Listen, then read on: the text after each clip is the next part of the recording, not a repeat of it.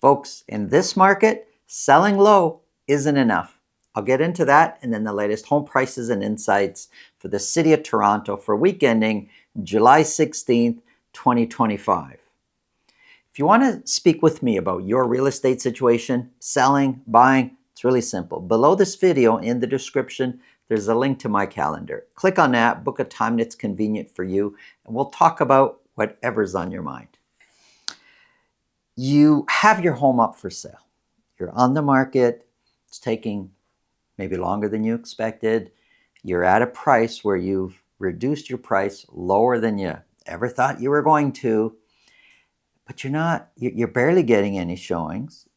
You're not getting any offers. Eventually an offer comes in and you're accepting a number that you're probably not too excited, but what choices do you have? You want to sell, need to sell, whatever the case is, but you accept whatever number is come in and that you've negotiated, but it's sold conditional. Meaning, though, well, there's conditions in that offer. It's not sold firm yet. It's sold conditional. One of the conditions is a home inspection. You're feeling pretty confident about your home, so you're not so worried about the home inspection. You're not worried about the home inspection. The home inspection happens. Now, with any condition, although we're speaking specifically about home inspection now, but with any condition, the buyer, based on the results of the condition, has three options. They can accept whatever the results are and just be okay with everything. It's okay, we did our home inspection, we're happy, and sign a notice of fulfillment, and you move on. Or the results can scare the buyer away so much that the buyer doesn't want the home anymore, and the buyer would be within their right to back out of that deal. That's the whole point of the condition. There's a third option, though, and the buyer can see the results and decide, it's not so favorable, it's not what I wanted, it's not what I expected. But if the seller was to drop the price a further $5,000, $10,000, $20,000, I'm just coming up with arbitrary numbers here. But if the seller was to change the price we've already agreed to, then I'm happy moving forward with this transaction. Otherwise, I'm going to back out. That's the third option. And what we're seeing from our experience, that number of buyers after the home inspection looking to renegotiate, that number is increasing. There are more buyers today looking to renegotiate the price. Now, in the previous market, when prices were going up and buyers were tripping over themselves to buy, and they tried that with the seller, and they told the seller, hey, listen, there's some issues with this home inspection, knock $5,000 or $10,000 off the price and we'll proceed. The seller would say, no. In fact, we've got other buyers lined up since we've been sold conditional. Other buyers have come forward. So either take it the way it is, or if you don't, we're just going to sell it to somebody else. And the buyers kind of didn't have the power. The sellers had the power. Well, today in this market, it's reversed. So buyers are taking full advantage of that. Sometimes legitimately, that there are some legitimate concerns, and other times they're just taking advantage of a market where they can see that the seller's been on the market for a long time. They can see there's not a ton of showings. And they're looking at it like, if I can get an extra few bucks off the price, I'm going to do it. And the seller's thought process today, when they're approached with that, where the buyer says, hey, reduce the price or we're not going to continue, the seller's kind of nervous actually and thinking, do I take my chances and go back on the market? Man, and the seller oftentimes is stuck with this situation of, do I reduce the price or do I go back on the market? And it's a tough call. So in conclusion, let me leave you with this. If you're thinking of selling, or if you're on the market right now, know that this is happening. Know that buyers are looking for ways to bring the price down even more. Know there's a good chance there's going to be a home inspection condition with any offer coming in. So know what's going on with your house. Deal with any potential problems up front.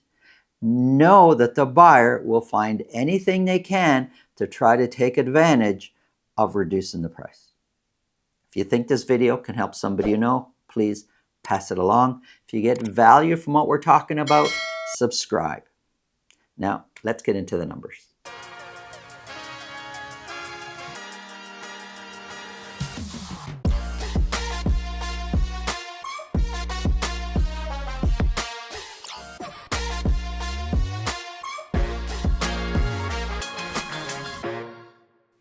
Here we go, folks. What's going on in the city of Toronto? Well, in this show, we're focused on the freehold market.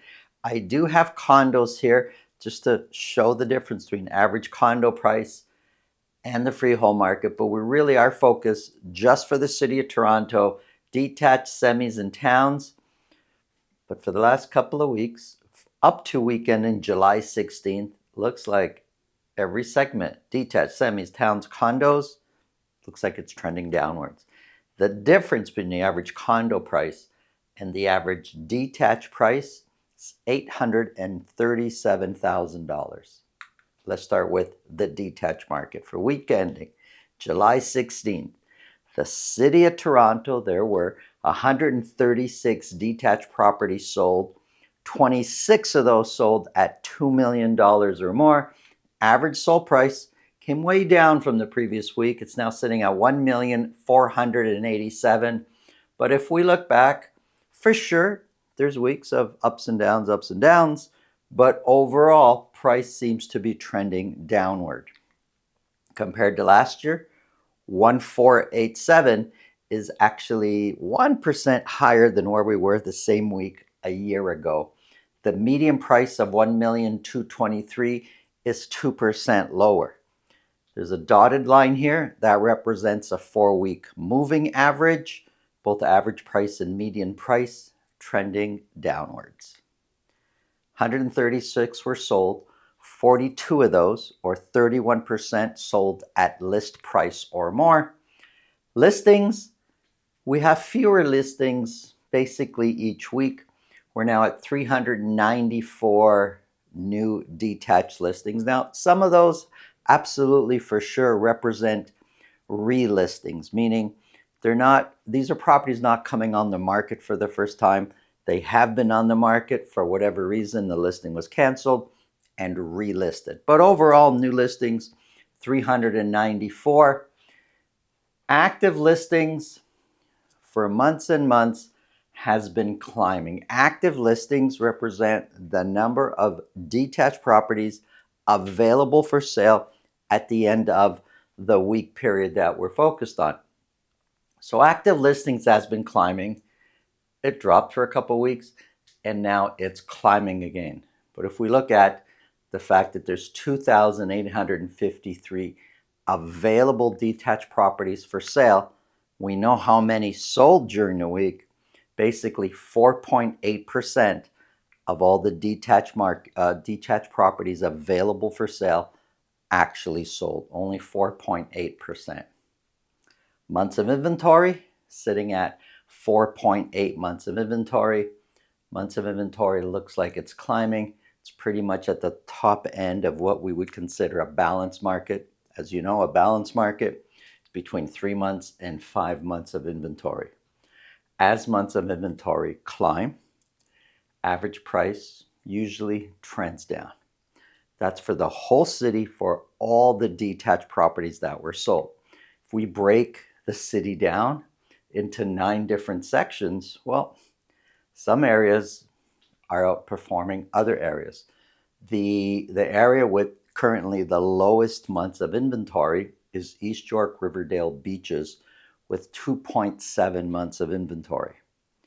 I'm saying this and I'm pointing this out Because if you're looking to buy or sell in East York, Riverdale, or the beaches, there's a good chance a lot of those properties that come up for sale are listed with a pricing strategy that has an offer date and they're expecting buyers to compete to buy that property. You'll see that quite a bit in East York and Riverdale.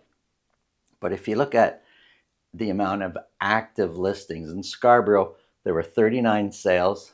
There's 676 active listings on the market right now. Uptown here, Willowdale, Bayview Village area, 8 were sold, but there's 446 to choose from. There's a lot of properties out there, folks. Let me just take Etobicoke. There were 19 sold. There was 412, though, available for sale. I'm not going to go through each section. You have it here for you to look at. I say that because there's always somebody pointing out, why didn't you talk about this section or that section? It's right here. I'm not going to mention every single section. Let's look at things from a different perspective. Let's look at 3-bedroom sales versus 4-bedroom sales. Again, just for detached properties. So for 3 bedrooms, there were 74 sold.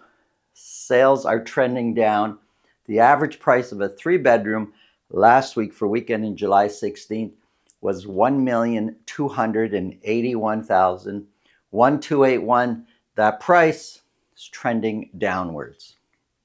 Versus a year ago, 1,281 is 5% lower than where the average sold price was for a 3-bedroom detached property in the city of Toronto. 5% lower.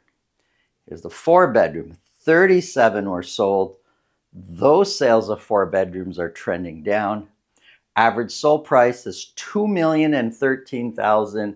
Also, that price is trending down, not at the same rate that the 3-bedroom is trending down. The difference between where the average sold price is this year versus a year ago for the same week, it's 14% higher this year. When we look at the 3-bedroom versus 4-bedroom, the orange, that's 3-bedroom, the blue, that's 4-bedroom. It's a big difference in sales. There's far more 3-bedrooms. It almost looks like it's double the amount of 3-bedrooms being sold versus 4-bedroom. For sure, a big part of that is the price. The difference in average sold price is $732,000. Think about that. Yeah, I could buy a 3-bedroom. Maybe I'll buy a 4-bedroom. If the difference is $732,000, do I buy a 3-bedroom? Do I buy a 4-bedroom? There's no question. You're going to afford one or you're going to afford the other. Odds are you can't afford to do one or do the more expensive one. There's just too much of a price difference for most people. Months of inventory, also big difference. 3 bedrooms has a 3.4 months of inventory. The 4-bedroom is exactly double. It's 6.8 months of inventory. Semi-detached properties. For week ending July 16th, 57 sold. 15 of those sold at $1.5 million or more. I'm not sure, or at least I can't kind of really spot a trend. Maybe sales are trending down, but for the last couple of weeks, sales seem to be going upwards. An average sold price, even though it's down from the previous week, overall over the last couple months, looks like it's trending upwards for semi-detached property. Average sold price is $1,266,000. 1,266 is 8% lower year over year. The median price of 1,185 is 11% lower. Average price, median price, trending upwards. That's for semi-detached. The months of inventory sitting at 2.3 months of inventory. Less than 3 months of inventory, we say it's a seller's market. 2.3 is kind of heading closer towards the top side of that. It can be pretty competitive in the semi-detached market right now. Townhouses, only 16 freehold townhouses were sold. 2 of those sold at $1.5 million or more. Kind of looks like sales are trending down. Average sold price for townhouses for a while now has been trending down. We're now at 1,088,000. 1,088,000. It's 10% lower than the same week a year ago. The median price of 965 is 15% lower. And the dotted line, the 4-week moving average, everything trending downwards. Months of inventory sitting at 3.7, almost in the middle of what we would say is a balanced market. Here's a summary of months of inventory. If we look at, well, the detached market averages out for the whole city for all detached to 4.8, but it's split between 3 bedrooms and 4 bedrooms. And there's a big difference between 3.4 months of inventory versus 6.8. I'm pointing this out just because, I'm saying if we only focus on 4.8, you're thinking, okay, we're at the other side of what we consider at 4.8, we're just below what we would consider a buyer's market. It's pretty much a balanced market, but that's the whole market. That's all detached. You're going to experience different things depending on home type, price, location. It's that specific neighborhood that you're looking to sell in or buy in that'll truly determine what you're in for, what to expect, what kind of market you're in. Your neighborhood will really tell you that. Thanks for watching. Have an awesome day.